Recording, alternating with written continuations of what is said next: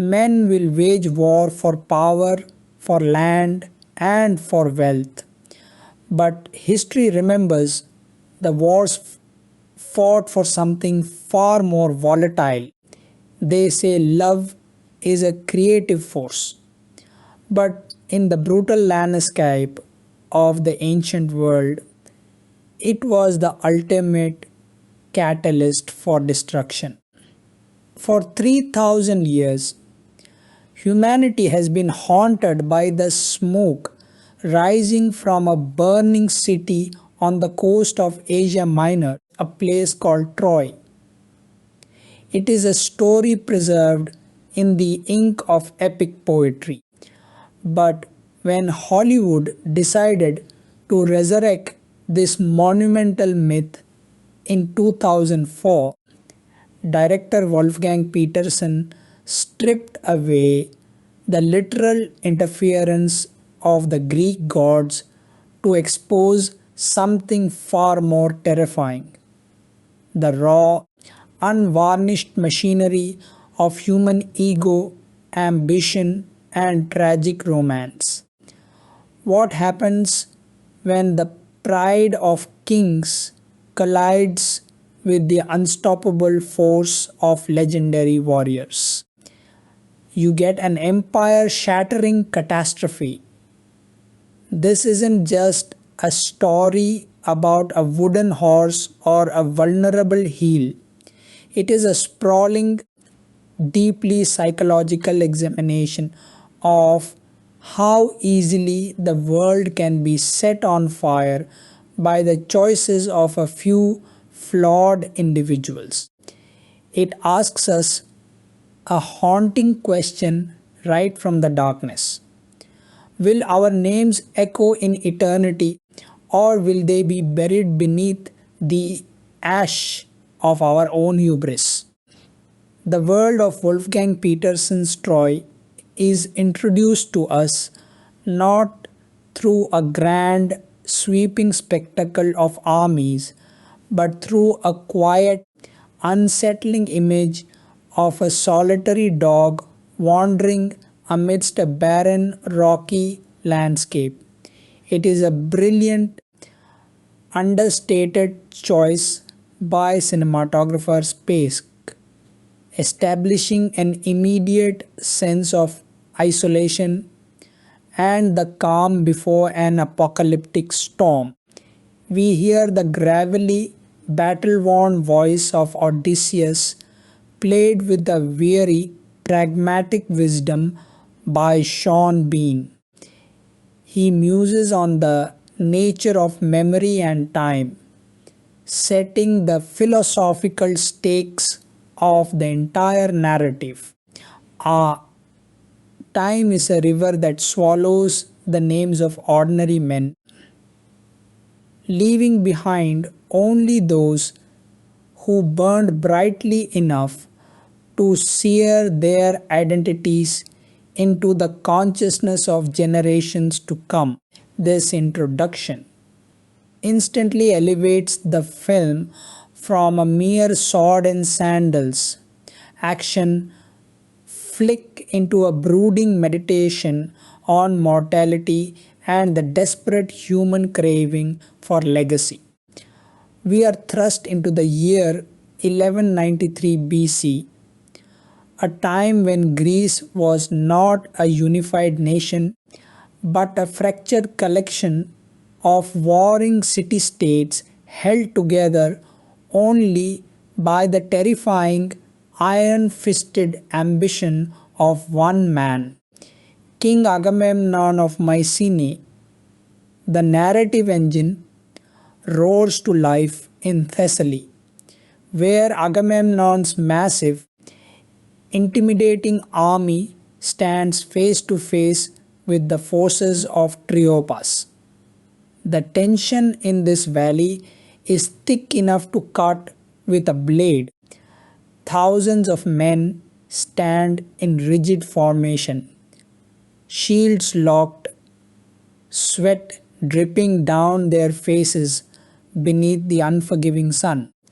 This is where we truly understand the terrifying scope of Brian Cox's portrayal of Agamemnon. He doesn't just want to rule, he wants to own the very souls of his rivals.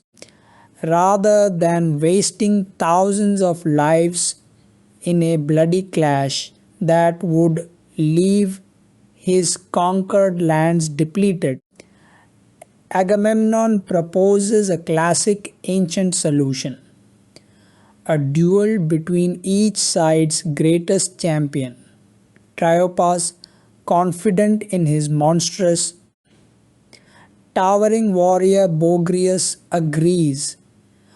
When Boagrius steps forward, he looks less like a man and more like a force of nature, a mountain of muscle and scarred flesh designed solely for slaughter.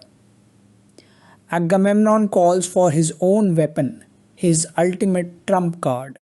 He calls for Achilles. But Achilles isn't there.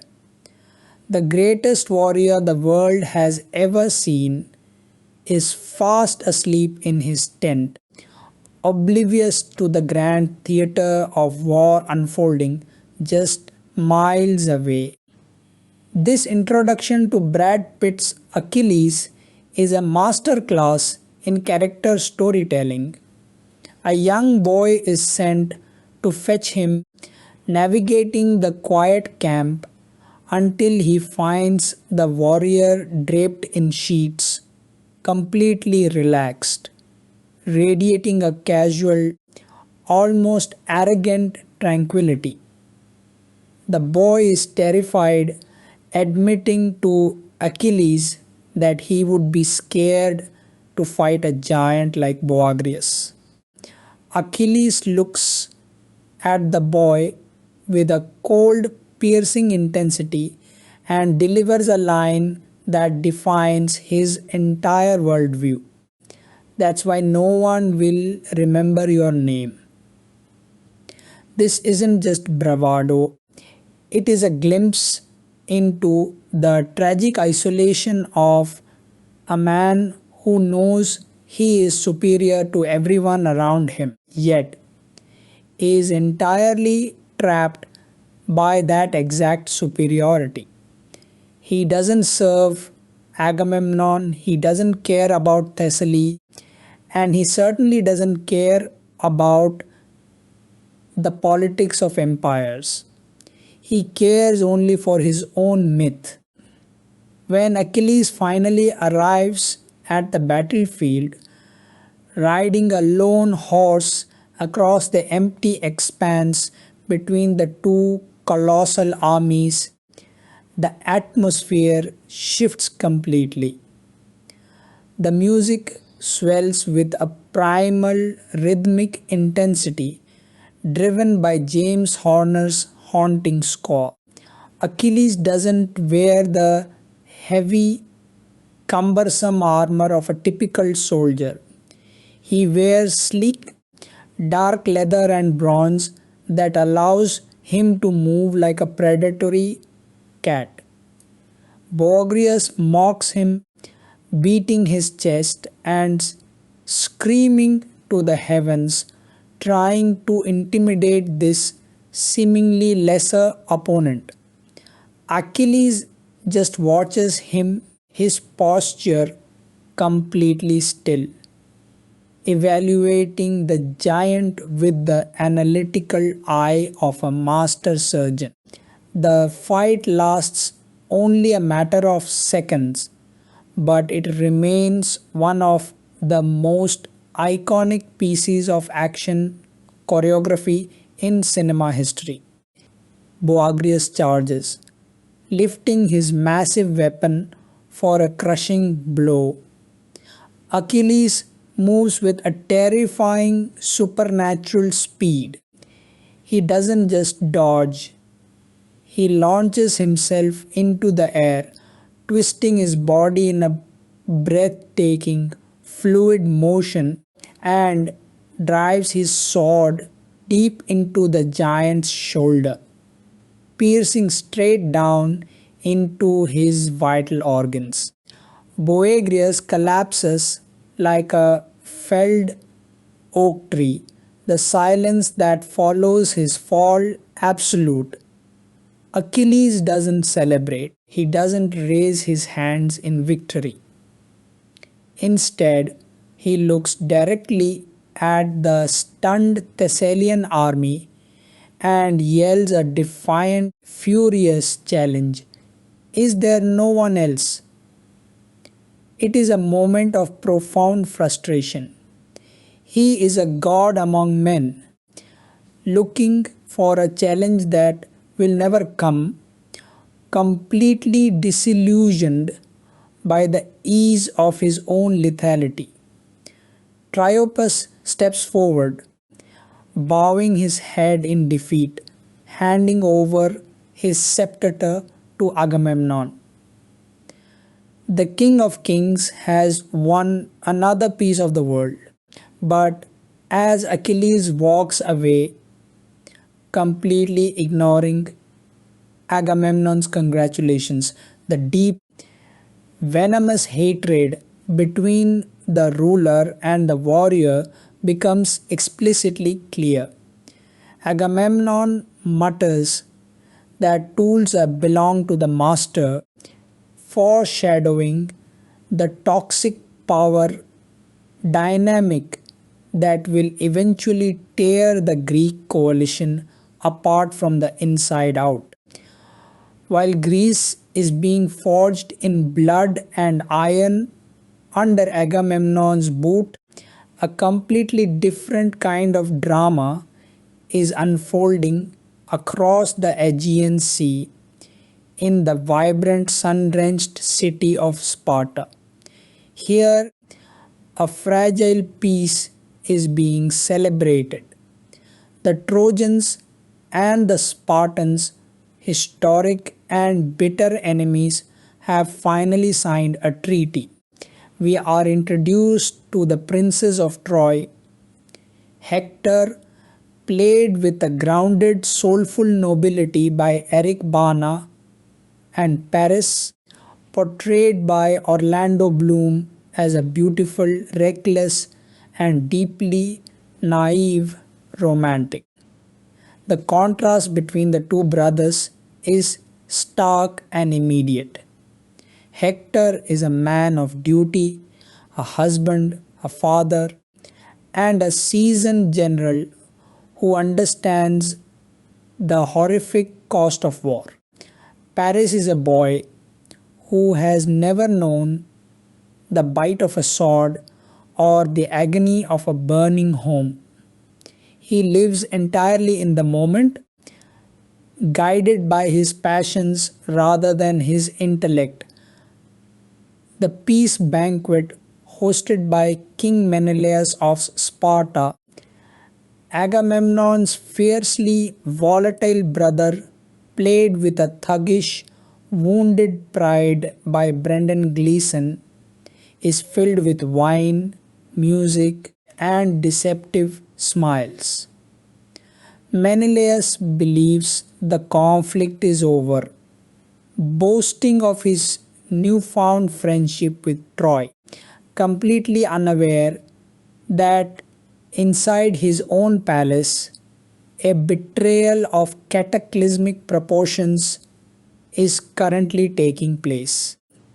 Paris has slipped away from the feast, finding his way into the private quarters of Queen Helen, portrayed by Diane Kruger with the ethereal, haunting beauty that perfectly captures the face that launched 1,000 ships.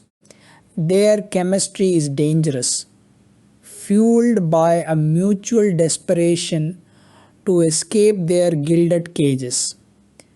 Helen is miserable in Sparta, viewed by Menelaus not as a woman but as a prize, a beautiful ornament to display to his subjects.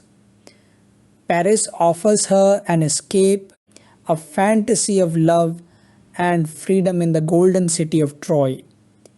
It is a deeply selfish act dressed up as grand romance, and it is the exact spark that will detonate the ancient world. The next morning, the Trojan ship sails away from Sparta, cutting through the deep blue waves, heading home. Hector stands at the bow, feeling a sense of immense relief that his mission was a success, believing he has secured safety for his people. But Paris is agitated, pacing the deck with a heavy conscience. He finally approaches his older brother, his voice trembling with a mixture of fear and defiance, and confesses what he has done. He leads Hector down into the cargo hold, and there, hidden beneath a heavy shroud, sits Helen. The look on Eric Bana's face in this scene is absolute perfection. It is a sudden, crushing wave of realization. In a single moment, all of Hector's hard work, all his diplomatic maneuvering, and the very future of Troy have been compromised by his younger brother's reckless heart. Hector's reaction is explosive, a rare outburst from a man who is usually the epitome of stoic control. He demands that the ship be turned around immediately, screaming at Paris that Menelaus will not hunt them for love but for blood and pride. He points out the harsh, unromantic reality of their situation. When the Greek fleet arrives at the gates of Troy, it won't be Paris who dies for this girl. It will be the common soldiers, the fathers, the sons, and the city itself.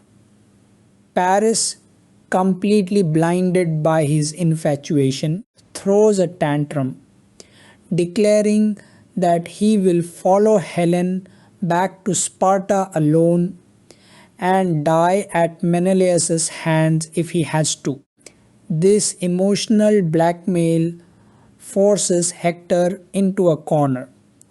He despises what Paris has done, but he loves his brother too much to abandon him to a certain brutal death.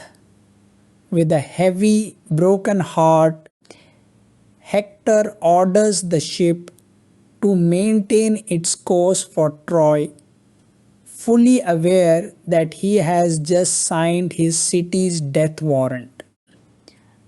When news of Helen's flight reaches Sparta, Menelaus' reaction is not one of heartbroken sorrow but of blinding, primitive rage.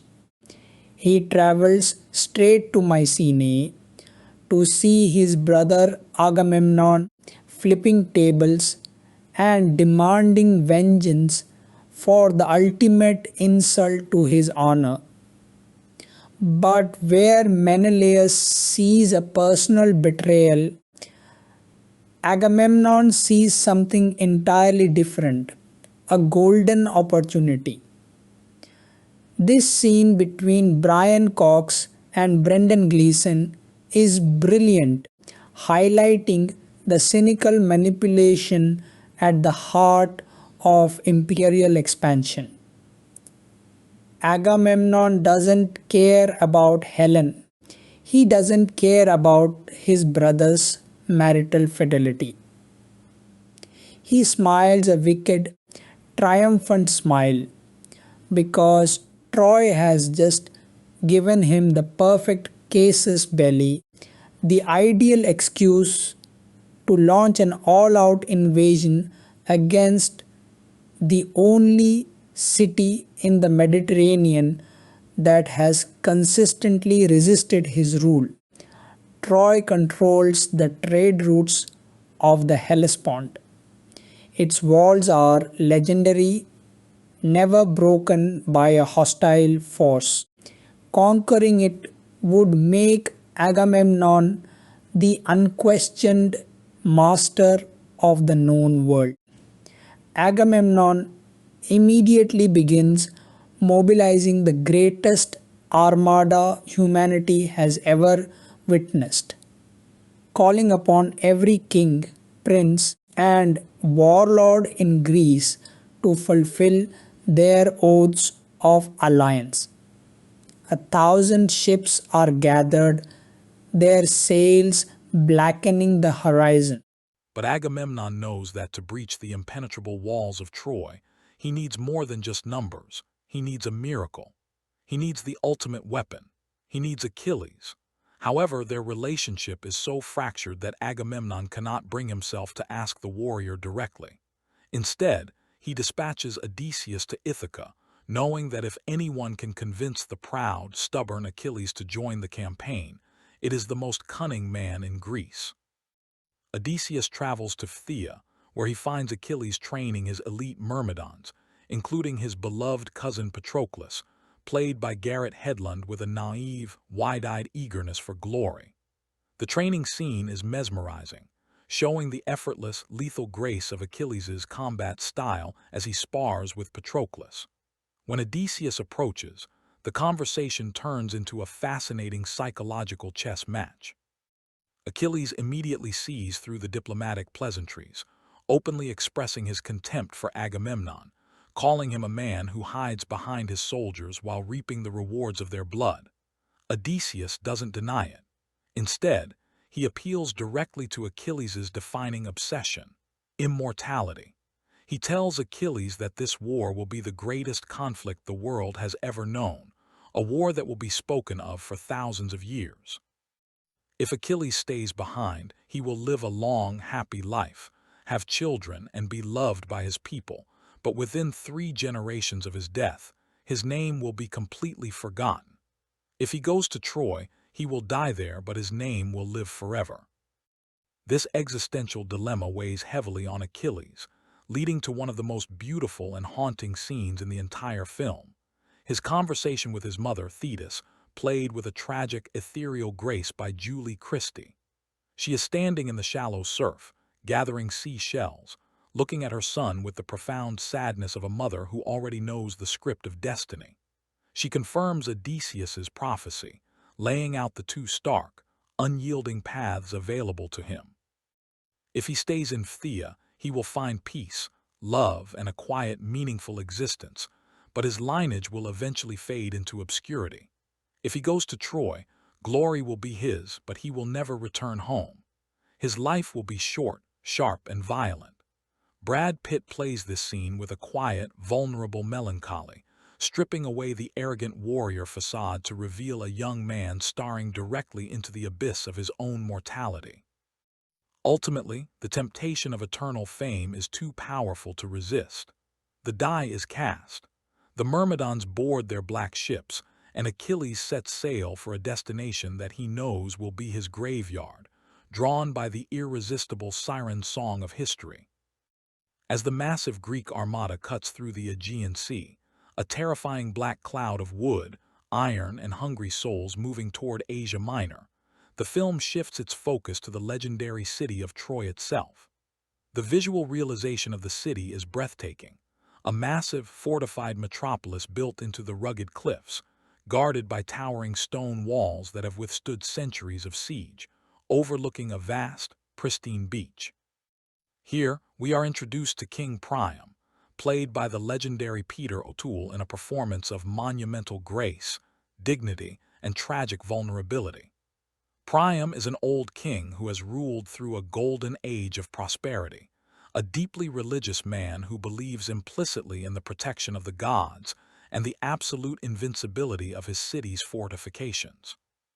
When the Trojan ship finally docks, the entire city gathers to witness the return of their beloved princes, but the joyous atmosphere quickly evaporates into a tense, uncertain silence when Helen steps off the vessel. The reaction of the Trojan court is a mix of awe at her undeniable beauty and a cold, creeping dread of what her presence represents. Priam, however, welcomes her with an unexpected, fatherly tenderness. He looks past the geopolitical disaster she carries in her wake and sees only a frightened, beautiful young woman who has left everything behind. This scene highlights the deep humanity that defines the Trojan royal family, contrasting sharply with the brutal, transactional nature of Agamemnon's court. But while Priam is comforted by signs from the gods and the prophecies of his priests, Hector remains a cold, hard realist. He walks the battlements with his father, pointing out the absolute logistical nightmare that is about to descend upon them. He tells Priam that the gods will not fight this war, men will. And the men Agamemnon is bringing are ruthless, seasoned killers who care nothing for holy omens. The storm finally arrives at dawn. The Trojan lookouts on the high towers peer out through the early morning mist, and what they see causes the blood to run cold in their veins. The horizon is entirely gone, replaced by an endless, undulating forest of masts. 1,000 Greek ships are descending upon the Trojan beach. The sheer scale of the invasion force is terrifying, a visual testament to the absolute power of Agamemnon's empire.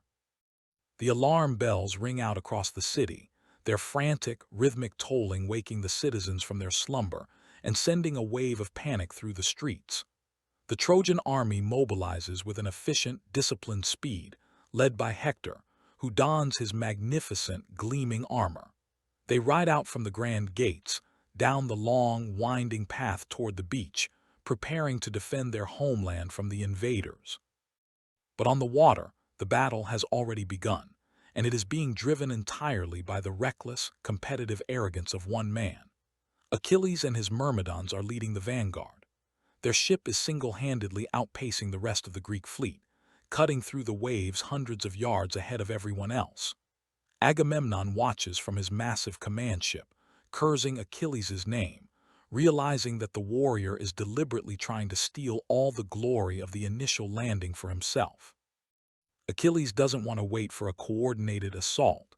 He wants to strike the first blow, to make the Trojans feel the terrifying weight of his presence before the main army even touches the sand. Patroclus stands beside him, his eyes wide with a mixture of adrenaline and fear, watching the Trojan archers line up along the sand dunes, their bows drawn, ready to unleash a lethal rain of cedar and bronze.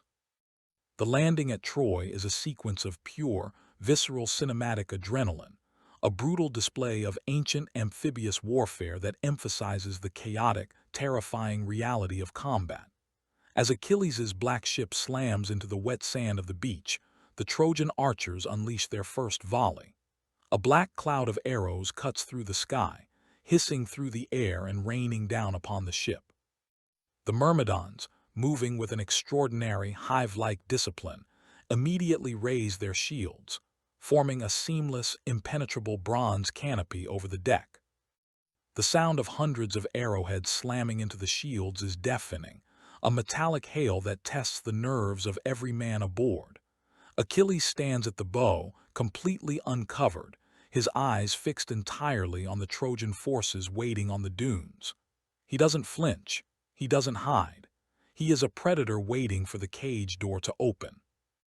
The moment the ship grinds to a halt, Achilles is the first to leap over the side, plunging into the surf. He runs across the wet sand with a terrifying, explosive speed, his shield held low, his spear ready. The Trojan soldiers charge down from the dunes to meet him, but they are completely unprepared for the sheer, blinding velocity of his assault. Achilles moves like water, fluid yet devastatingly destructive. He doesn't just trade blows with his enemies. He anticipates their movements before they even make them. He spins, ducks, and strikes with an absolute mathematical precision, his blade finding the gaps in their armor with horrifying ease. One by one, the Trojan defenders are cut down, their bodies falling into the surf, the water turning a deep, dark crimson around Achilles' feet. The rest of the Myrmidons join the fray, secure a beachhead, and begin pushing up the steep sand dunes. The combat here is desperate and close quarters, a cacophony of breaking shields, shattering spears, and the agonized screams of dying men. Achilles leads the charge, climbing the dunes with an unstoppable momentum, completely breaking the Trojan defensive lines. He reaches the top of the ridge and sees the grand temple of Apollo, a sacred Trojan sanctuary overlooking the beach. The temple is guarded by elite Trojan guards, but they are no match for the warrior. Achilles breaches the holy ground, his men defacing the statues and looting the gold, an act of supreme sacrilege that highlights his absolute disdain for the gods. He believes only in his own strength, viewing the deities as fragile concepts invented by lesser men to explain the world.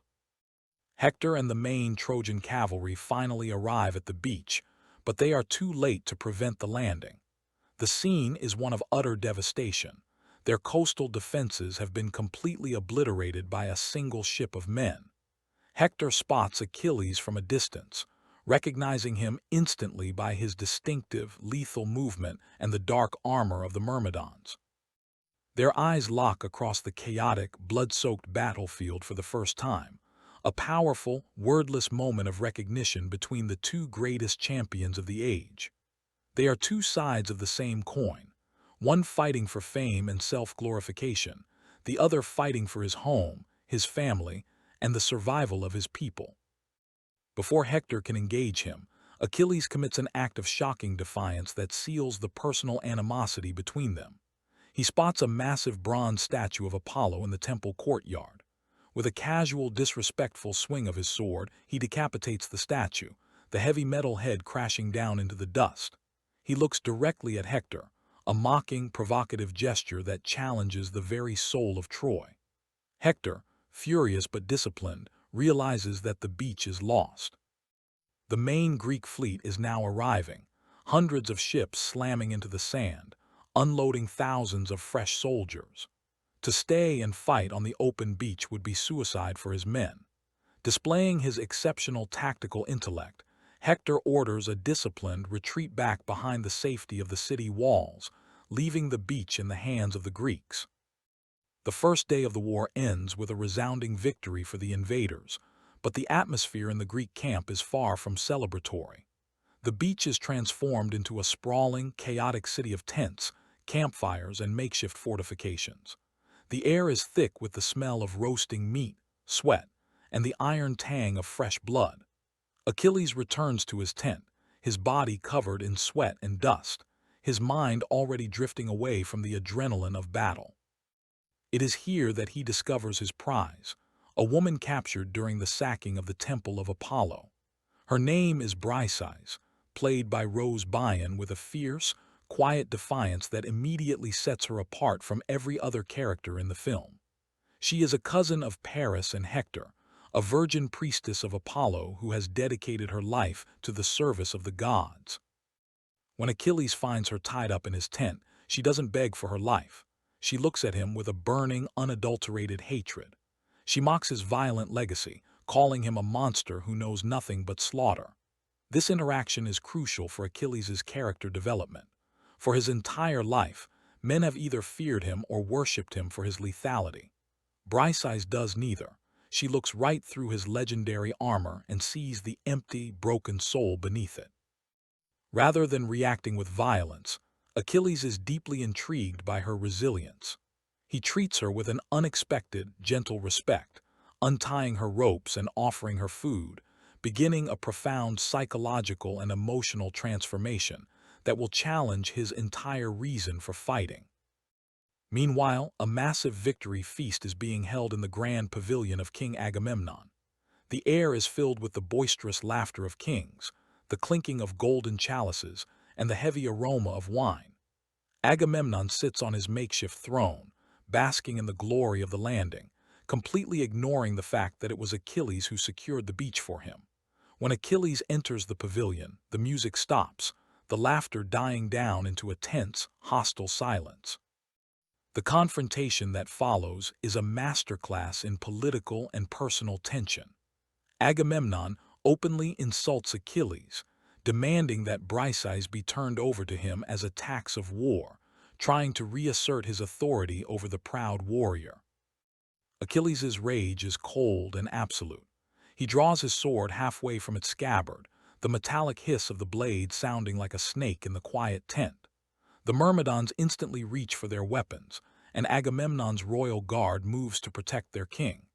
For a split second, the entire Greek coalition stands on the knife edge of civil war. Odysseus steps between them, his voice desperate as he begs Achilles to remember the larger mission. Achilles slowly slides his sword back into place, but his words are venomous. He tells Agamemnon that he will no longer fight for him. He will not shed a single drop of blood for a king who steals the rewards of better men. He declares that the Myrmidons are withdrawing from the war, leaving Agamemnon to face the legendary walls of Troy and the fury of Hector completely alone. Inside the grand city of Troy, the mood is somber, heavy with the weight of the coming siege. The bodies of the fallen soldiers from the beach landing are brought into the city, their families weeping in the narrow streets, an image that highlights the real, human cost of Paris's romantic adventure. In the royal palace, a council of war is called by King Priam. The room is filled with elderly statesmen, high priests, and seasoned generals. Paris sits quietly, looking pale and deeply shaken by the horrific reality of the violence he has unleashed. He looks at Helen, who stands by the window, her eyes red from crying, overwhelmed by a crushing sense of guilt. She knows that every drop of blood spilled on that sand is a direct result of her desire for freedom. The council is deeply divided. General Glaucus and the high priest Archeptolemus argue fiercely for an aggressive, immediate counterattack. They point to various omens, a bird flying from the right, a shooting star seen over the sea, interpreting them as definitive proof that the gods are on Troy's side and will destroy the Greeks if the Trojans strike now. Hector, however, dismisses these superstitions with a cold, frustrated impatience. He argues that the Greeks are at their most vulnerable when they are still organizing their camp on the beach. He wants to maintain a defensive strategy, forcing Agamemnon to waste his resources against the impenetrable walls of the city. He knows that time is Troy's greatest ally. A protracted, exhausting siege will eventually break the fragile unity of the Greek coalition. It is during this tense meeting that Paris steps forward, surprising everyone with a sudden, desperate display of courage. He admits his selfishness and his cowardice, acknowledging that he cannot allow the city to burn for his love. He proposes a desperate solution. He will challenge King Menelaus to a single combat to the death. Whoever wins will take Helen, and the war will end right there, saving thousands of lives. Priam, moved by his son's willingness to sacrifice himself, agrees to the proposal. Hector looks at his younger brother with a mixture of pride and profound dread. He knows Menelaus. He knows the Spartan king is a brutal, bloodthirsty brawler who will rip Paris apart without a second thought. That night, the quiet intimacy of the characters provides a stark contrast to the grand scale of the conflict. Hector goes to his private chambers, where he finds his wife, Andromache, played with a deeply moving maternal warmth by Saffron Burrows, holding their infant son, Astyanax. This scene is the emotional heart of the Trojan side of the story. Andromache begs Hector not to fight tomorrow, weeping as she tells him she has a terrifying premonition that he will never return from this war. She asks him what will happen to her and their son if the city falls, painting a horrific picture of slavery and death.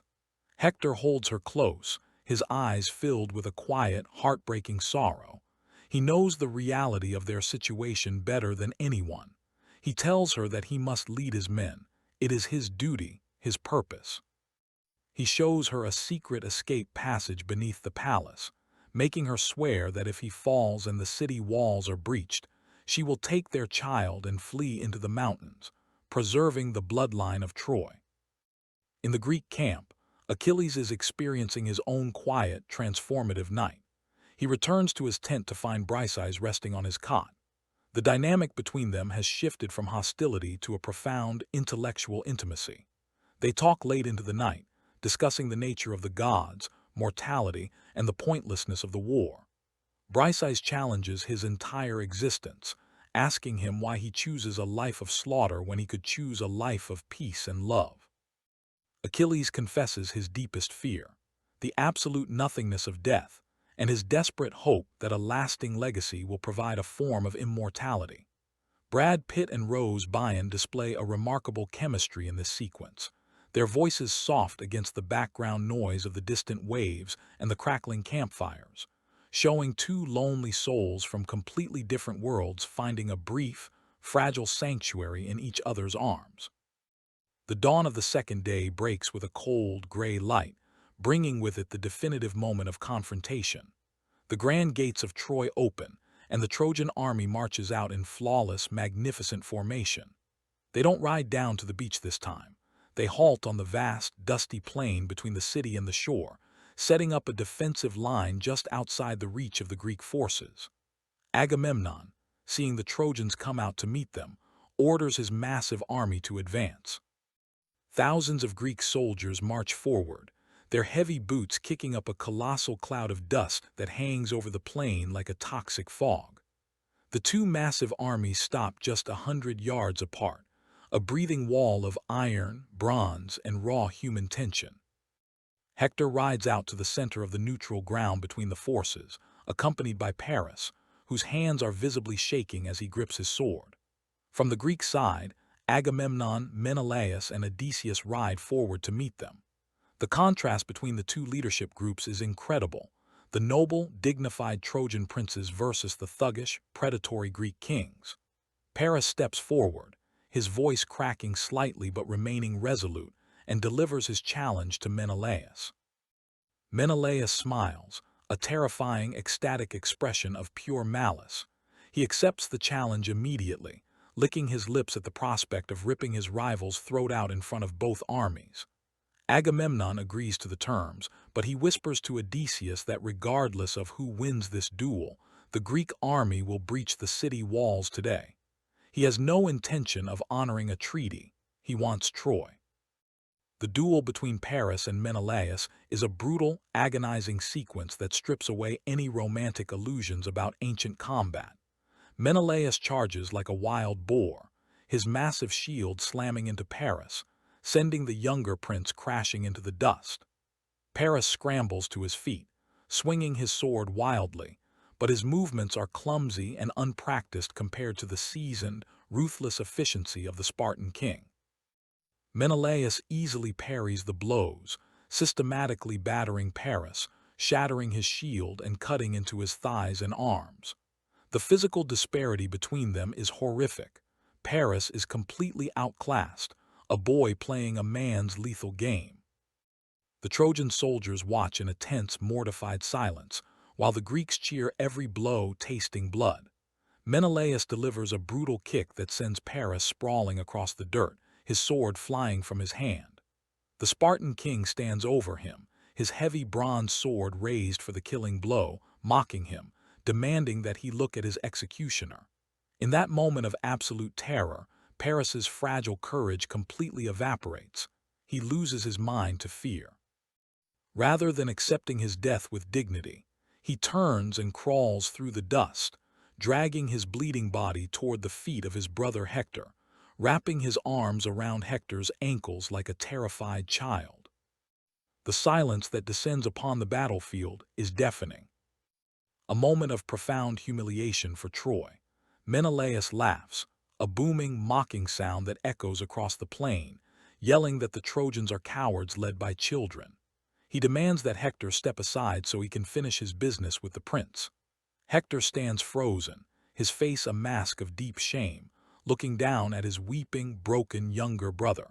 He knows that Paris has broken the sacred code of honor, but his paternal, protective instinct for his family overrides everything else.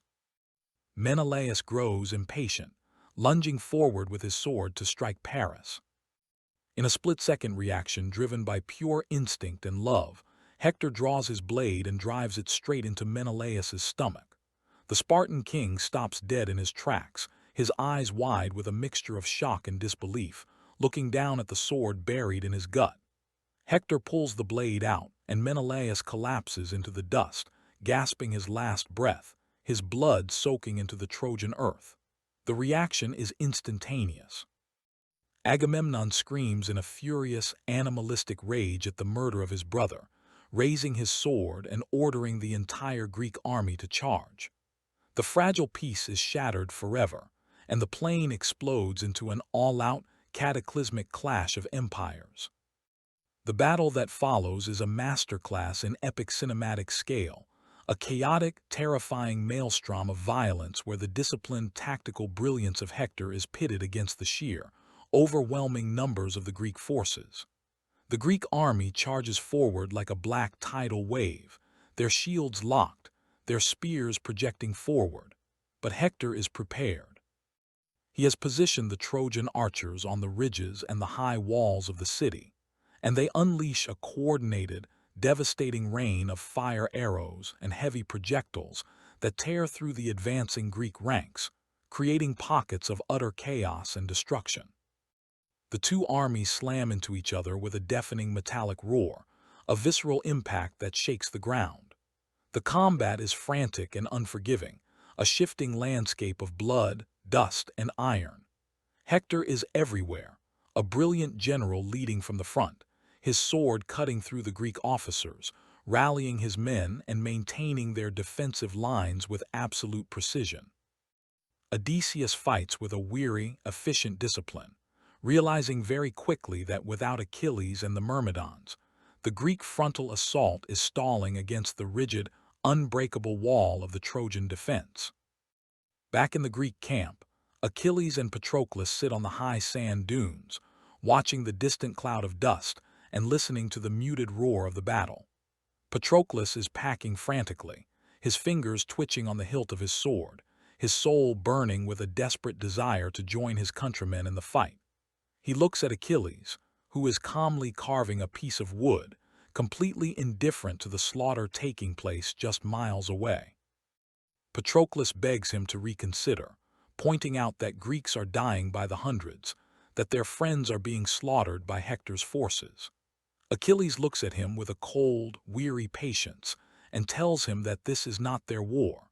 He tells Patroclus that the men dying out there are dying for Agamemnon's insatiable greed, and that a wise man does not waste his life for another man's throne.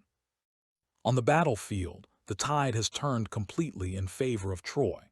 The Greek advance has been utterly broken against the Trojan lines, their formations shattered by Hector's brilliant defensive strategy.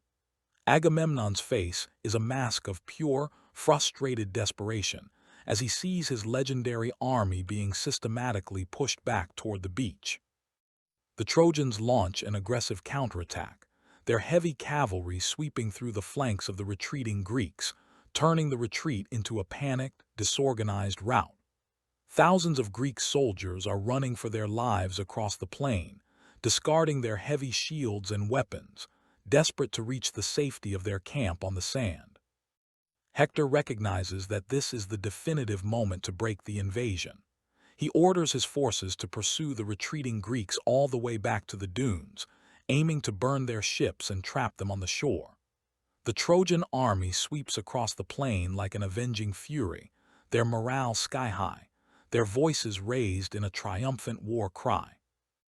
As the sun begins to set, casting a deep, blood-red glow across the landscape, the battle moves toward the edge of the Greek camp, setting the stage for a desperate, final stand that will test the very survival of the Greek coalition. The retreat of the Greek army is a scene of pure, unadulterated panic, a visual representation of an empire on the brink of total collapse. The beach, which was once a symbol of their supreme power, has turned into a giant, claustrophobic trap. The massive wooden hulls of their ships offer no comfort now. They are simply giant obstacles blocking their escape from the relentless Trojan advance. The sound of Hector's war horns echoes over the sand dunes, a terrifying, rhythmic sound that signals the approach of a force that will accept nothing less than total annihilation. Agamemnon stands near his command tent, surrounded by his remaining generals, his face pale, his mind completely broken by the absolute failure of his grand strategic vision. It is at this moment of absolute despair that a sudden, miraculous shift occurs on the high dunes overlooking the beach. A small, tight formation of warriors appears at the crest of the ridge, their distinctive, sleek dark leather and gleaming bronze armor catching the last rays of the dying sun. The Myrmidons have arrived. At the head of the formation walks Achilles, his iconic shield held low, his movements carrying that effortless, terrifying grace that every soldier on this beach recognizes instantly. A collective roar of relief and renewed hope goes up from the battered Greek soldiers, their voices chanting his name. Achilles! Achilles!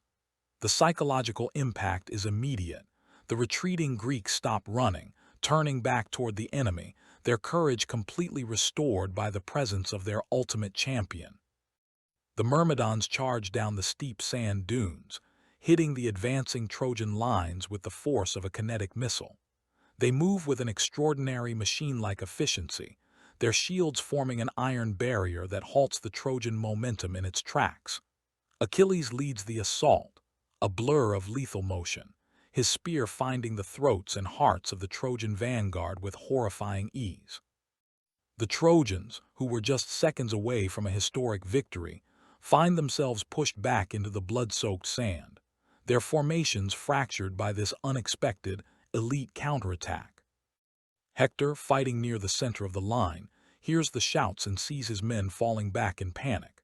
He cuts his way through the chaos, his eyes fixed on the dark-armored warrior who is single-handedly turning the tide of the entire battle. He believes it is Achilles, the man who desecrated the temple of Apollo, the ultimate threat to his city. Hector charges forward, his massive shield held high, clearing a path through the sand until he stands directly in front of the legendary Greek champion. The crowd of soldiers around them naturally parts, creating a small, tense arena in the middle of the chaotic battlefield, everyone holding their breath to witness the ultimate duel between the two greatest warriors of the ancient world. The fight between Hector and the man they believe to be Achilles is brief, but intensely visceral, a showcase of two distinct combat philosophies colliding under the hot sun. The dark-armored warrior moves with an incredible frantic speed, launching a series of aggressive, wild slashes that test the limits of Hector's defensive skill. But as the duel progresses, Hector's seasoned, analytical eye notices something wrong. This warrior has the armor of Achilles. He has the weapons, but he lacks the absolute mathematical precision, the calm, supernatural composure that Hector witnessed on the first day at the beach. This fighter is aggressive, but he is sloppy, driven by adrenaline and emotion rather than cold, calculated mastery. Hector patiently parries the wild attacks, waiting for the inevitable mistake. It comes within seconds. The warrior lunges forward with a heavy thrust, leaving his left side completely exposed. Hector moves with a flawless, veteran efficiency, stepping inside the strike and driving his sword deep into the warrior's throat, cutting through his windpipe. The warrior stops instantly, his weapon slipping from his fingers, his hands flying to his neck as blood gushes through his bronze armor. He collapses heavily into the sand, his breath rattling in his chest as he stares up at the sky. Hector stands over him, his chest heaving, feeling no joy in the kill, only a sense of grim satisfaction that he has saved his city from its greatest threat. He kneels beside the fallen champion, reaching down to remove the heavy bronze helmet, intending to look into the eyes of the man he has killed. He pulls the helmet away, and the breath catches in Hector's throat. The face staring up at him is not the weathered, arrogant visage of Brad Pitt's Achilles. It is a boy. It is Patroclus, his eyes wide with a terrified, childlike confusion as his life quickly fades away. Odysseus runs up to the scene, his face a mask of absolute horror as he sees the boy dying in the sand. Hector looks at Odysseus, his voice trembling with a sudden, devastating wave of realization. He was too young. Odysseus looks back at Hector, his eyes filled with a deep, tragic pity, and delivers a chilling warning that shifts the entire emotional landscape of the movie. You've killed him, Hector. You've killed the boy. But you've also killed yourself. Achilles will come for you. Hector stands up, the weight of the universe suddenly descending upon his shoulders. He realizes that he hasn't won a victory. He has just awoken a monster. He orders an immediate retreat, leading his men back to the safety of Troy as a dark, ominous night falls over the beach, leaving the Greek camp to mourn a loss that will set the world on fire. The news of Patroclus's death travels through the Greek camp like a toxic wave, silencing any lingering thoughts of military victory and replacing them with a heavy, suffocating dread. In the tent of the Myrmidons, the silence is absolute, broken only by the crackling of the oil lamps. Achilles sits in the darkness, his body completely still, his face an unreadable mask of stone. When Eudorus, his loyal lieutenant, enters the tent and delivers the news, Achilles doesn't scream, he doesn't rage. He simply stops breathing for a long, agonizing moment. The camera holds on Brad Pitt's face as it undergoes a terrifying transformation. The casual, cynical arrogance is completely burned away, replaced by a hollow, consuming grief that quickly solidifies into a blinding, murderous fury. Achilles walks out into the camp, his movements slow, deliberate, and terrifyingly purposeful. He finds the body of Patroclus laid out on a wooden table, surrounded by weeping soldiers. He kneels beside his cousin, reaching out with a trembling hand to touch the boy's cold face. The emotional vulnerability in this scene is heartbreaking. Achilles blames himself entirely for this tragedy. He allowed his petty, narcissistic feud with Agamemnon to cloud his judgment, and his beloved cousin paid the ultimate price for his pride. He whispers a vow to the dead boy, a promise of vengeance so absolute that it will shake the foundations of Troy. The transformation of Achilles from a disillusioned mercenary into an apocalyptic engine of destruction is highlighted by his immediate reconciliation with the reality of his fate. He knows that by entering the battlefield to kill Hector, he is actively sealing his own doom, fulfilling his mother's prophecy. He goes to Briseis, who is watching him with a mixture of fear and profound sorrow. She can see it in his eyes. The gentle, reflective man she spent the night with is gone, replaced by a ghost who lives only for slaughter. Achilles tells her to leave, to return to her city, because tomorrow he will destroy everything she loves. Their final embrace is filled with a tragic, hopeless intensity, two lovers torn apart by the unstoppable machinery of fate and war. Inside the city of Troy, Hector is preparing for his own execution. He knows Achilles is coming. He knows there is no escape from the confrontation. He spends his last night not in council with kings, but in the quiet sanctuary of his family's quarters. He bathes his infant son, watching the water drip from the child's small hands, his face filled with a devastating, unspoken goodbye. He holds Andromache close, her tears soaking into his shoulder as she begs him to stay within the safety of the walls, to let the archers defend the city. But Hector refuses.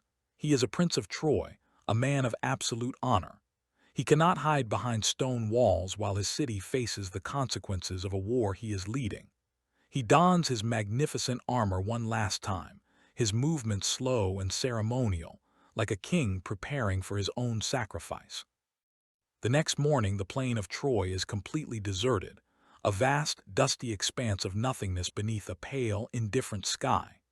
The grand gates of Troy remain firmly shut, the walls lined with thousands of Trojan citizens, soldiers, and the royal family, all watching the horizon with a tense, breathless anticipation. Then, a single chariot appears in the distance, cutting through the dust, moving toward the city with an unstoppable, rhythmic momentum. It is Achilles. He rides alone, his dark armor gleaming in the morning light, his face a chilling mask of pure, unadulterated hatred. He halts his chariot just 100 yards from the grand walls, steps down onto the earth, and advances on foot until he stands directly below the battlements. The silence that fills the air is absolute, a vacuum of sound before a cataclysm. Then Achilles opens his mouth and releases a terrifying primal roar that shakes the very soul of the city. Hector, Hector, Hector. It is a sound of pure nightmare, an animalistic demand for blood that echoes through the narrow streets of Troy. Inside the palace, Hector hears the call. He doesn't hesitation. He embraces his father, King Priam, who kisses his forehead with tears streaming down his weathered cheeks. knowing he is seeing his firstborn son alive for the last time. Hector walks down the long, grand corridor, his heavy boots echoing against the stone, heading toward the gate. The massive bronze doors of the Scaean gate slowly creak open, and Hector steps out onto the plain alone. The gates immediately close behind him, cutting off his retreat, leaving him stranded in the arena of destiny. He walks forward to meet his executioner, his steps steady, his shield held firmly, representing the absolute pinnacle of human nobility and duty. Achilles watches him approach, his eyes fixed entirely on his target, his posture radiating a cold, lethal energy that feels completely elemental. The two greatest champions of the age stand face to face in the dust, the walls of Troy serving as a grand, tragic amphitheater for a duel that will define the myth of the ancient world. The confrontation begins not with a clash of weapons, but with a brief, chilling exchange of words that highlights the profound philosophical divide between them. Hector, ever the honorable soldier, proposes a pact. Let the winner respect the body of the fallen, allowing for proper funeral rites and a dignified burial according to the traditions of their people. Achilles looks at him with a dead, unblinking gaze and delivers one of the most chilling lines in cinema history. There are no pacts between lions and men. You know what's waiting for you today, Hector. I'll see you in hell. With those words, any hope for mercy or honor is completely obliterated, leaving only the raw, primal reality of survival. Achilles strikes first, and the duel that follows is a masterclass in cinematic action choreography, a breathless display of combat that is both beautiful and utterly terrifying. Unlike the frantic, chaotic skirmishes of the main battle, this fight is an intricate, high-stakes dance of death. Achilles moves with a supernatural, liquid velocity, his spear striking with a force that shatters the air, his body twisting and leaping in ways that seem to defy gravity. Hector fights with a desperate, disciplined brilliance, using his heavy shield to absorb the massive impacts, his movements calculated to conserve his energy against this unstoppable force. The sound design in this sequence is incredible. Every slam of a shield, every hiss of a blade, and every heavy breath of the combatants is magnified, creating an intense, claustrophobic atmosphere despite the vastness of the setting. Achilles launches a devastating, spinning strike that cuts through Hector's spear, shattering the wooden shaft and forcing the Trojan prince to draw his sword. The combat grows closer, more brutal and increasingly desperate. Hector manages to land a single, shallow cut across Achilles' shoulder, drawing blood, proving that the demigod can bleed. But the injury only serves to infuriate Achilles, unlocking a deeper, more terrifying level of ferocity. Achilles systematically dismantles Hector's defenses, his movements becoming an absolute blur of lethal precision. He delivers a brutal shield strike that shatters Hector's helmet, sending it flying into the dust, exposing the prince's exhausted, sweat-streaked face. Hector is gasping for air, his muscles burning, his body reaching the absolute limit of human endurance, while Achilles remains completely relentless, a predatory cat that has cornered its prey. Achilles delivers a sudden, low kick that unbalances Hector, followed by a lightning-fast thrust of his spear that pierces straight through Hector's bronze breastplate, driving into his chest. The impact stops Hector dead in his tracks. He stands frozen for a long, agonizing moment, his sword slipping from his numb fingers, his eyes wide as he looks down at the spear buried in his torso. He looks up at Achilles, his voice a ragged whisper as he delivers his final prophetic words. You will have no peace." Achilles pulls the spear out with a cold, indifferent jerk, and Hector collapses heavily into the dust, his life escaping into the Trojan soil. High on the battlements, King Priam releases a broken, silent scream of agony, falling to his knees as Andromache covers her face, her world completely destroyed in a single moment.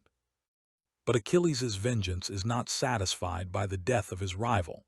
His grief has mutated into something monstrous, completely stripping away his humanity. He produces a long, heavy leather rope from his chariot. With an act of shocking, sacrilegious cruelty that mortifies every witness on the walls, he binds Hector's ankles together and tethers them to the back of his chariot. He mounts the platform, whips his horses, and drives away across the plain, dragging the body of Troy's beloved prince through the dirt, rocks, and dust.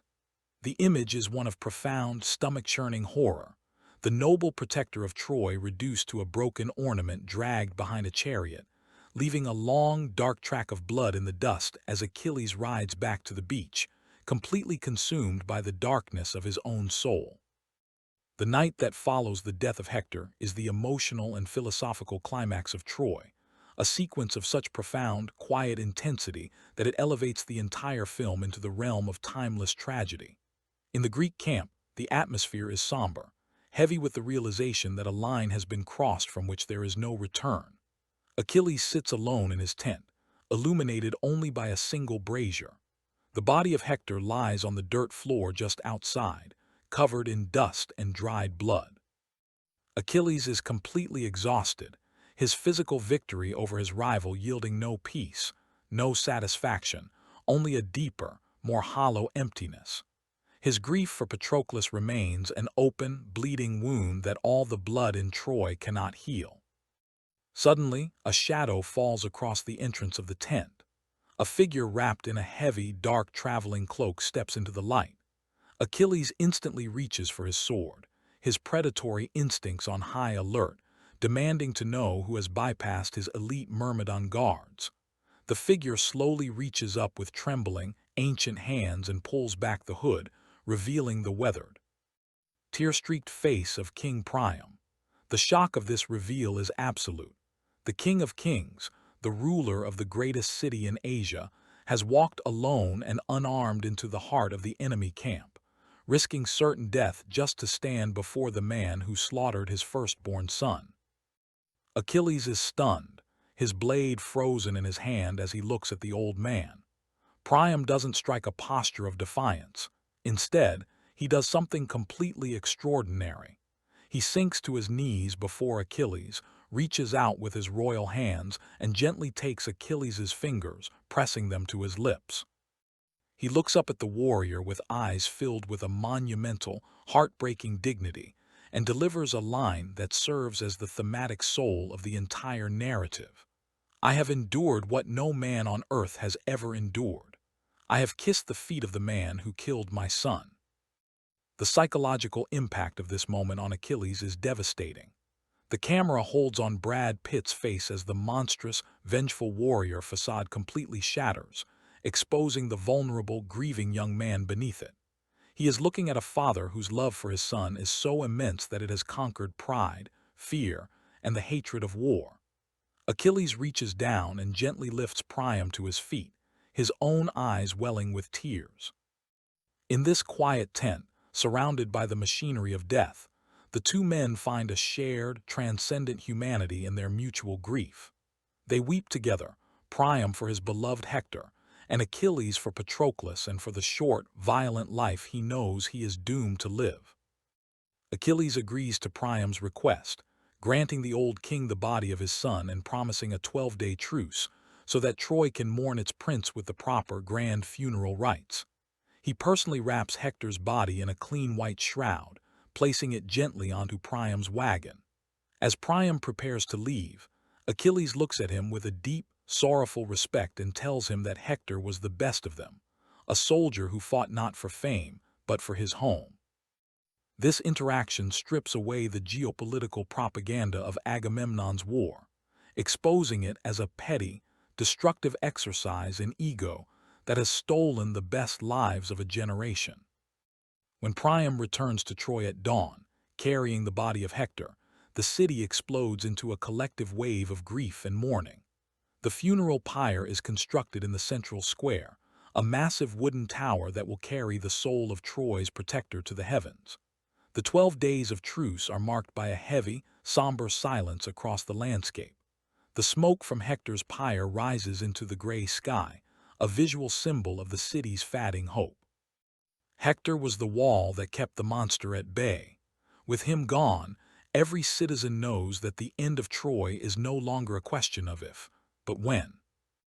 Meanwhile, inside the Greek camp, the truce has created a desperate, frantic tension. Agamemnon is furious that Achilles granted the Trojans time to mourn, viewing it as an act of treason that has stalled his campaign.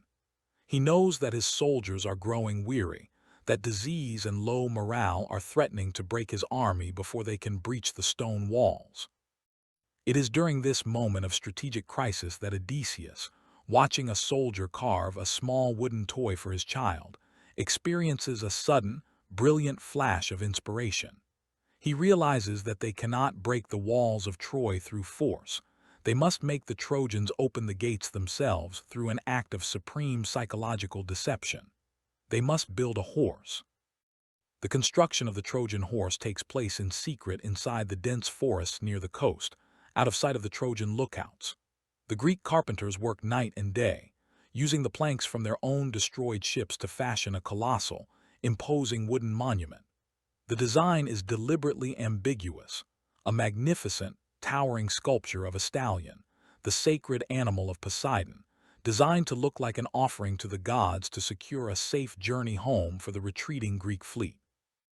Inside the hollow belly of this wooden beast, a small, elite strike force of Greek warriors, led by Odysseus and including Achilles, prepares to hide, placing themselves into the very jaws of the enemy. On the morning of the 13th day, the Trojan lookouts awaken to a shocking, unbelievable sight. The vast plain between the city and the sea is completely empty. The thousands of Greek tents are gone. The campfires are cold ash.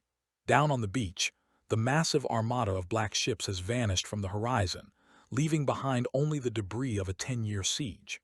The Greeks have seemingly packed up and sailed away in the dead of night, broken by the death of Menelaus and the impenetrable defenses of the city. The news sweeps through Troy like a wildfire, transforming the suffocating dread into an ecstatic, hysterical wave of joy. The war is over. Troy has survived. The grand bronze gates of Troy throw open, and thousands of citizens, soldiers, and children pour out onto the plain for the first time in a decade. They run across the sand, laughing, dancing, and celebrating their freedom, completely oblivious to the trap that has been laid for them. In the center of the abandoned Greek camp stands the massive wooden horse, its towering structure casting a long, ominous shadow across the sand. King Priam and his council ride down to evaluate this strange monument. The high priest Archeptolemus immediately declares it a holy object, a gift to Poseidon that must be brought inside the city walls to sanctify the grand temple of Apollo and secure the eternal favor of the gods. Paris, however, stands near the horse, his instincts screaming that something is deeply wrong. He looks at the heavy wooden planks, his face pale with a sudden, intuitive suspicion. He approaches his father, his voice desperate as he begs Priam to burn the horse right there on the beach, warning him that the Greeks are never more dangerous than when they offer gifts. But Priam, completely blinded by his religious devotion and his desperate desire to believe that his city is finally safe, dismisses his son's warnings. He orders the heavy ropes to be attached to the monument, and the citizens of Troy begin dragging the colossal wooden beast across the plain, through the grand gates, and into the very heart of their metropolis. The celebration that follows inside the city walls is an absolute bacchanal of joy, wine, and false security, a sequence of tragic irony that emphasizes the absolute vulnerability of humanity when it believes it has conquered its fears. The streets are filled with music, dancing, and the laughter of soldiers who have discarded their weapons, believing their duty is done. The wine flows like water, soaking into the stone streets as the entire population intoxicates itself into a deep, heavy slumber.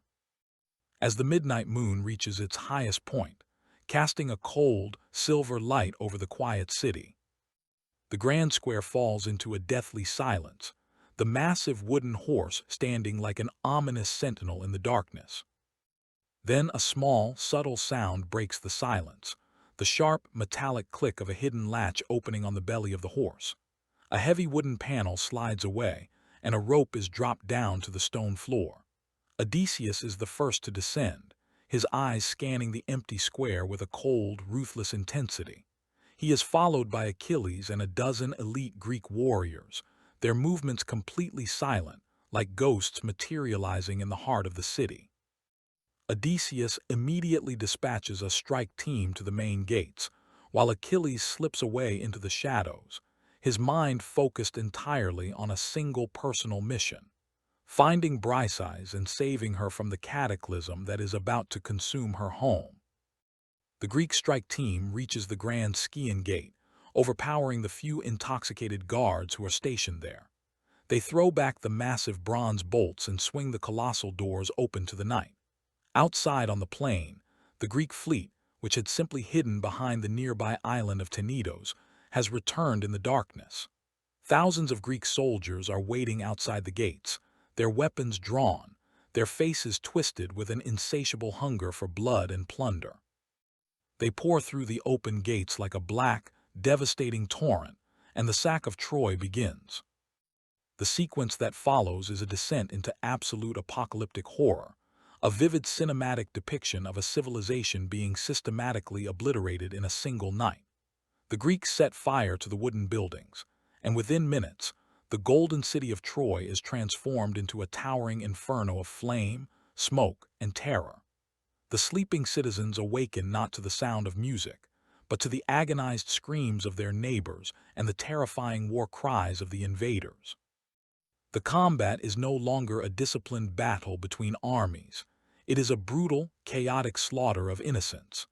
The Greeks cut through the narrow streets, murdering fathers, capturing women, and destroying centuries of art and culture with an absolute, animalistic ferocity.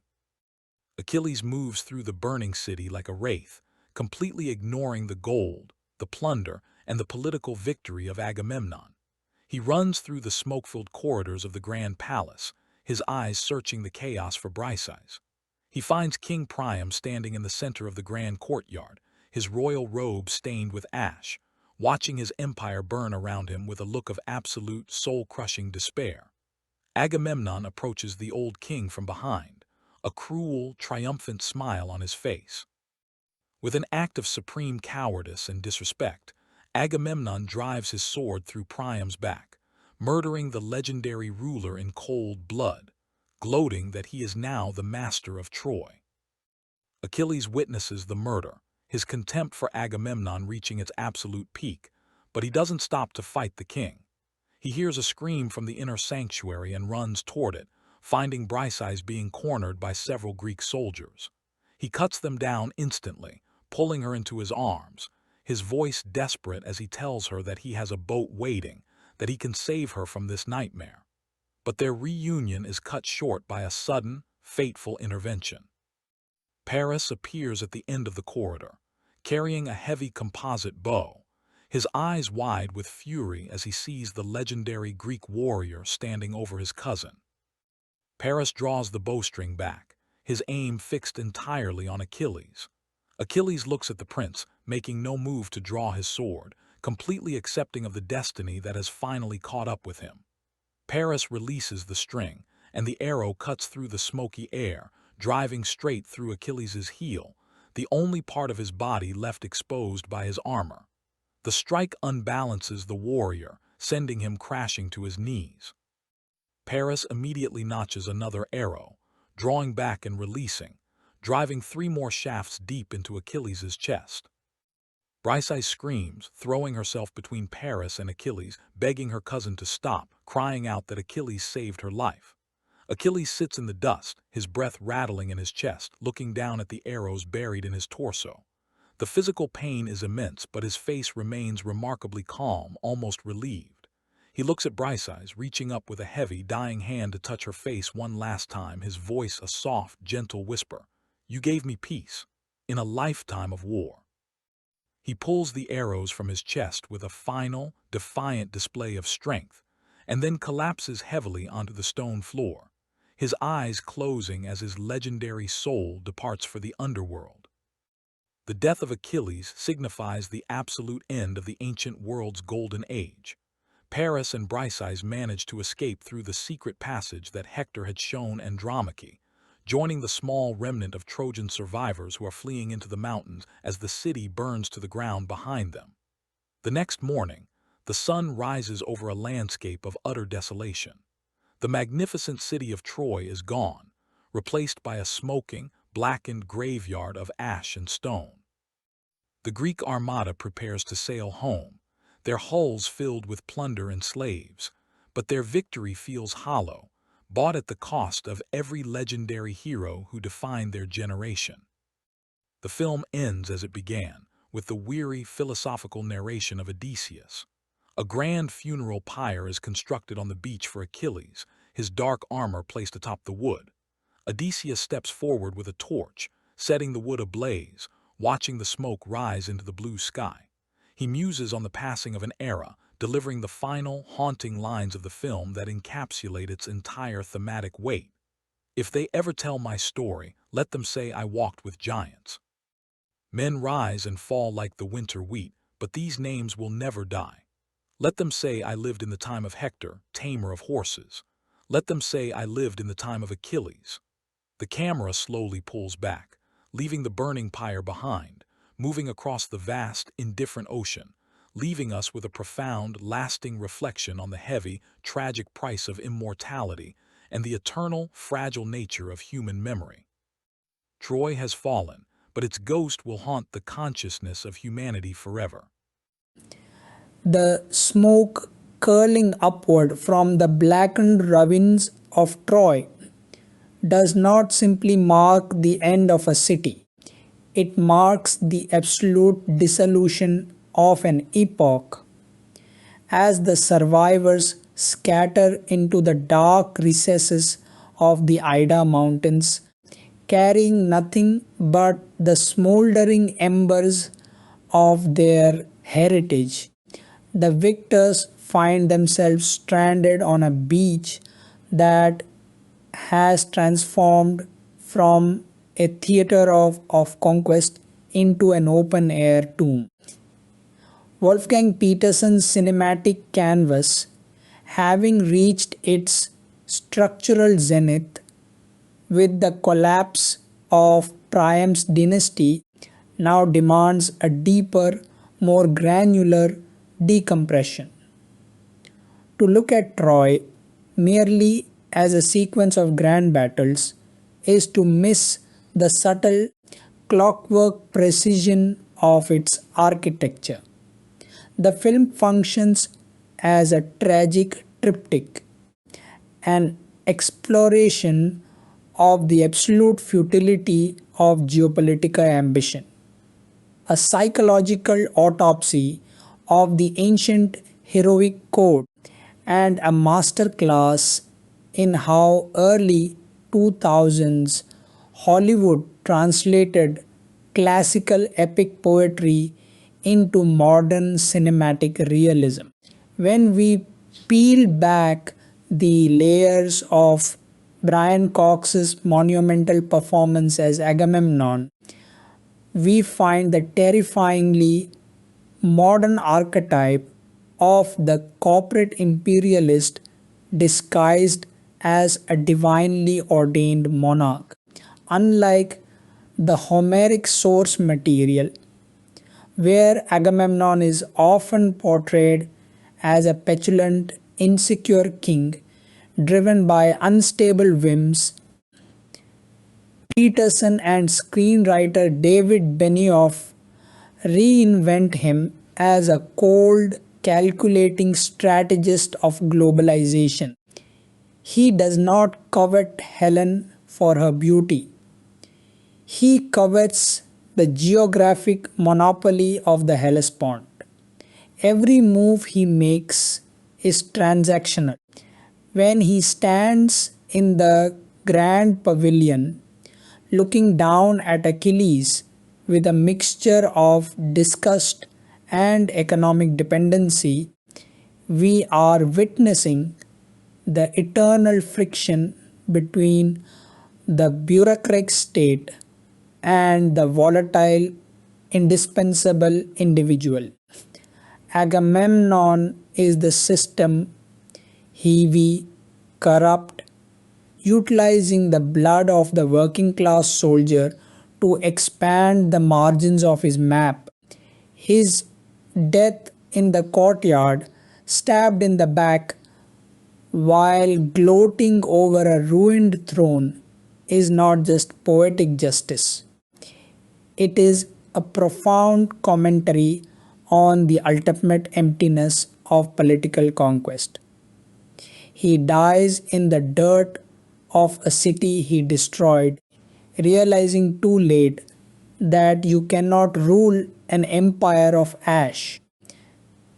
In stark contrast to this predatory statecraft stands the structural and emotional counterweight of the narrative, Hector.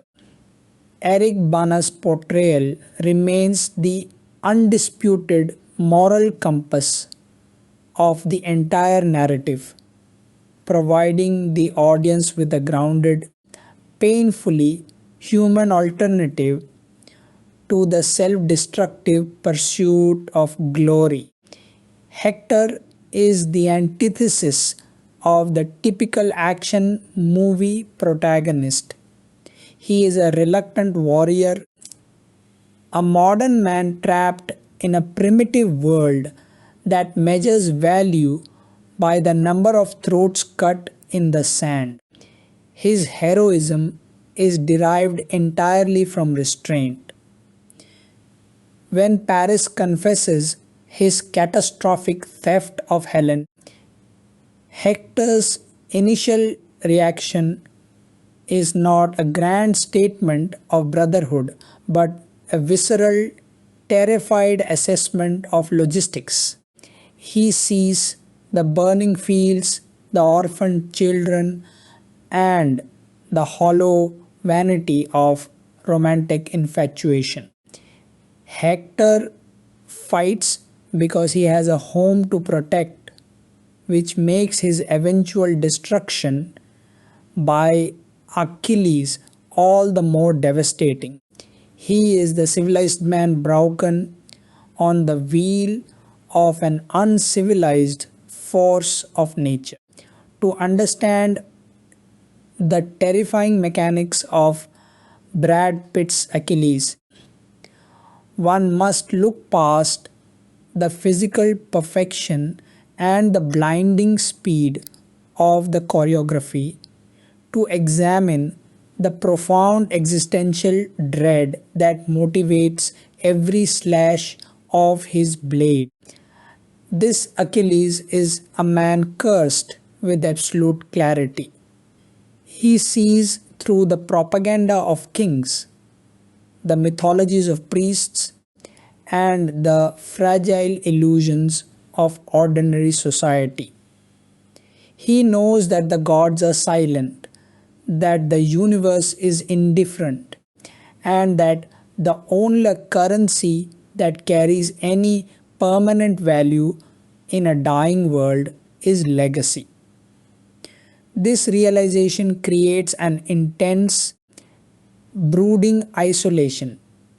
He is completely disconnected from the men he kills and the men he fights alongside, existing in a liminal space where every action is weighed against its potential to survive the erosion of time. His relationship with Rose Burns Bridges is the only force capable of grounding his celestial ambition. In her, he finds a mirror, someone who refuses to look at him as a legend, forcing him to confront the hollow reality of his violent path. When he dies with an arrow through his heel, it is not a moment of sudden vulnerability, but the inevitable closing of an existential trap he walked into with his eyes wide open. The visual grammar of the film reinforces this pervasive sense of doom through a brilliant manipulation of light, shadow, and space.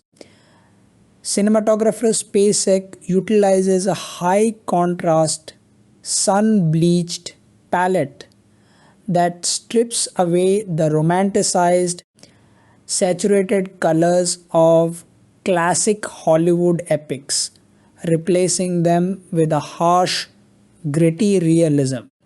The Aegean Sea is not a picturesque backdrop, it is a cold, metallic expanse that brought death to Asia Minor.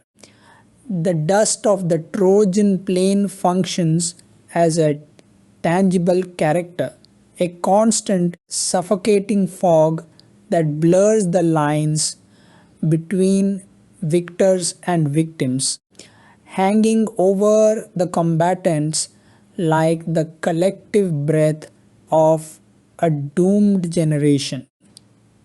The camera work during the battle sequences deliberately rejects the clean, omniscient perspective of traditional cinema, choosing instead to plunge the viewer into the chaotic, claustrophobic center of the shield walls, where every impact feels heavy, dangerous, and sickeningly immediate. James Horner's haunting, unconventional score acts as the emotional subterranean current of the entire visual narrative. By utilizing the ethereal, piercing vocals of Bulgarian traditional singers alongside massive percussive orchestral arrangements, Horner bypasses the conventional heroic brass melodies of the genre to tap into something ancient, primal, and deeply mournful. The music does not celebrate victory, it laments the cost of it. During the legendary duel between Achilles and Hector, the score drops out almost entirely, leaving the audience with nothing but the dry hiss of sandals on dirt, the heavy, ragged breathing of the actors, and the terrifying metallic ring of bronze slamming into bronze. It is a sequence that strips away the mythic romance of the Trojan War, exposing it as a brutal, exhausting, and intimate act of mutual destruction. Ultimately, the enduring resonance of Troy lies in its refusal to offer easy moral comforting or absolute villains. It is a tragedy of conflicting righteousness. We understand the fury of Menelaus, the ambition of Agamemnon, the romantic naivety of Paris, the desperate duty of Hector, and the existential torment of Achilles. Every character operates with a coherent, deeply felt internal logic. Yet, when these logics collide under the walls of Troy, the result is a catastrophic chain reaction that incinerates an entire civilization. The film leaves us standing on the shore of history, looking back at the smoke of a vanished world, forced to reckon with the uncomfortable truth that our own modern empires, our own grand ambitions, and our own definitions of legacy are built on the exact same fragile, volatile foundations of human ego. It is a cinematic monument that earns a definitive. The embers of Troy may have cooled, but the philosophical tremors of its collapse continue to ripple outward, forcing a final, comprehensive, structural, and thematic deconstruction of this cinematic monument. When evaluating Wolfgang Petersen's Troy within the grand lineage of Hollywood's historical epics, its true legacy emerges not from its scale but from its radical humanistic subversion of classical mythology. By stripping Homer's Iliad of its divine interventions, by silencing the literal voices of Zeus, Athena, and Aphrodite, the film forces humanity to look directly into the mirror of its own volatile nature. The gods didn't doom Troy, human ego did. This final analytical decompression explores the film's meticulous narrative architecture, its historical and cultural resonance, and how it structurally anchors its profound conclusions on mortality, honor, and the terrifying price of eternal remembrance.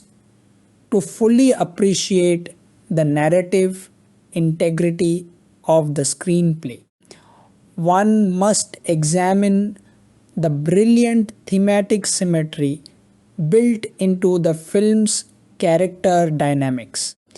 The entire story operates on a framework of contrasting mirror images. Achilles and Hector are the primary axis of this design, the celestial predator versus the grounded protector.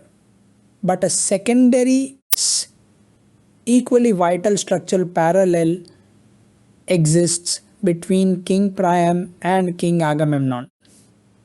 Peter O'Toole and Brian Cox deliver two master classes in monarchical psychology that represent the dual nature of power in the ancient world. Priam is a ruler shaped by sacred tradition, aesthetic beauty, and paternal love. His power is spiritual and internal, anchored by an unshakable faith in the moral order of the universe. Agamemnon is the absolute inversion, a modern Machiavellian tyrant who recognizes no law but leverage and no currency but land. He views the holy temples of Apollo not as sacred spaces but as logistical assets to be looted and desecrated to break the enemy's psychological resolve. When these two philosophies collide, the film offers a grim, uncompromising thesis. In the arena of total war, absolute ruthlessness will always dismantle absolute nobility, but it will leave the victor entirely hollowed out, waiting for his own inevitable betrayal. This structural cynicism is precisely what separates Troy from the simplistic moral dichotomies of traditional Hollywood blockbusters. The film constantly challenges the audience's desire for a conventional protagonist. We are drawn to Achilles because of his intoxicating physical mastery and his fierce anti-authoritarian independence. Yet, we are simultaneously repulsed by the monstrous, sacrilegious cruelty he inflicts upon Hector's corpse. We pity Paris for his catastrophic physical inadequacy in the duel against Menelaus. Yet we remain deeply frustrated by the profound, unexamined selfishness that allowed him to compromise the safety of his entire civilization for a romantic fantasy. Helen herself is stripped of the typical femme fatale tropes. Diane Kruger plays her as a deeply displaced political refugee, a woman who recognizes that her own physical beauty has been commodified into a weapon of mass destruction. By forcing every character to exist in a dense, morally grey space, the narrative structure ensures that the eventual destruction of the city feels like a collective systemic tragedy rather than the simple defeat of a villainous faction. From a technical and editorial perspective, the third act of the film functions as a masterclass in escalating tension and spatial geography. The transition from the high stakes intimacy of Priam and Achilles' tent to the grand, deceptive quietude of the abandoned Greek beach is executed with a flawless narrative rhythm. The editorial team utilizes long, sweeping panoramic shots to emphasize the sudden, eerie emptiness of the landscape, creating a profound sense of dramatic irony. The audience knows the Greek armada is waiting just past the horizon. We see the hidden trap door on the wooden horse long before the Trojans do. This structural manipulation transforms the Trojans' frantic, ecstatic celebrations into an agonizing, slow motion disaster. When the trap is finally sprung in the dead of night, the visual composition shifts from the warm, golden hues of the Trojan feast to a chaotic, high contrast inferno of crimsons and shadow. The choreography of the city's destruction is deliberately disjointed and visceral, avoiding clean cinematic angles to capture the raw, destabilizing terror of a nocturnal ambush. The final moments of the film bring the narrative full circle, anchoring its sprawling historical scope back to the intimate existential questions introduced by Odysseus in the opening frame. As the camera tracks backward from Achilles' burning funeral pyre, leaving the desolate blackened coast of Asia Minor behind, the film delivers its ultimate thematic payoff. The pursuit of immortality through violence is exposed as a beautifully tragic trap. Achilles achieved the eternal legacy he traded his life for. His name has survived 3 millennia of human history, but the film ensures we remember the horrific cost of that bargain. He died not as an invincible god, but as a bleeding, vulnerable young man on a cold stone floor, reaching out for a peace that could only be found by abandoning the very armor that made him a legend. Troy stands as a monumental achievement in the modern epic genre, a deeply intelligent, brooding, and visually stunning interrogation of the myths that shape our understanding of human conflict. It balances the colossal weight of an empire's collapse with the delicate, heartbreaking nuances of human grief, earning its place as one of the most structurally sophisticated and emotionally resonant historical films of its era. The city has fallen.